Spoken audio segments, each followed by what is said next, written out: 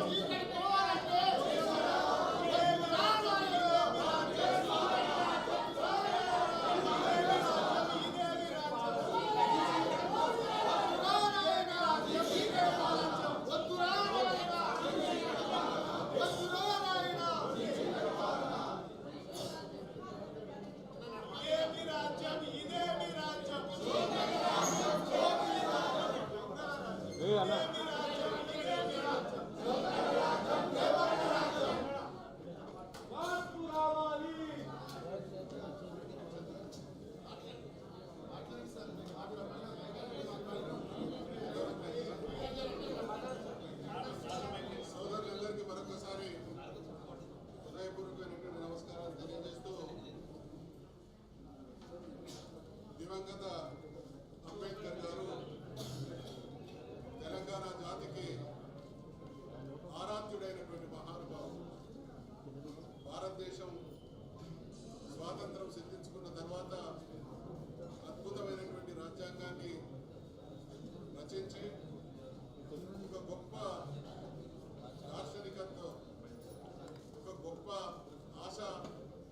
భావకమైనటువంటి ఆలోచనతో వారు రాజ్యాంగాన్ని రాసి దేశానికి జరిగితే ఆ రాజ్యాంగం స్ఫూర్తిగా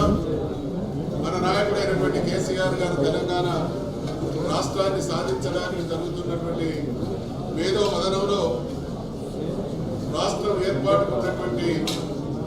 అంశాలను చాలా సుదీర్ఘంగా చర్చించినప్పుడు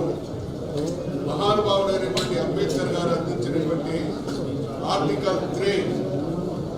ఏ సరళీకృత విధానమైతే ఆలంబనగా ఆసనగా రాష్ట్రాన్ని సాధించుకోవచ్చు అనేటువంటి సంపూర్ణమైనటువంటి విశ్వాసంతో మన నాయకుడైనటువంటి కేసీఆర్ గారు 14 సంవత్సరాల సుదీర్ఘ పోరాటం చేసి రాష్ట్రాన్ని సాధించడం జరిగింది. అంబేద్కర్ గారు అడుగడుగున మనకు ఆరాధ్యం. కారణం ఒకటి రాజ్యాంగం అయితే, రెండవది రాష్ట్రం ఏర్పడడానికి అనుకూలమైనటువంటి సరళీకృత విధానం అయితే, మూడవది ఈ దేశాన్ని పరిపాలించినటువంటి పాలక వర్గాలు, అది కాంగ్రెస్ పార్టీ అయినా భారతీయ జనతా పార్టీ అయినా 80 సంవత్సరాల తర్వాత కూడా ఏ స్ఫూర్తినైతే భారత రాజ్యాంగం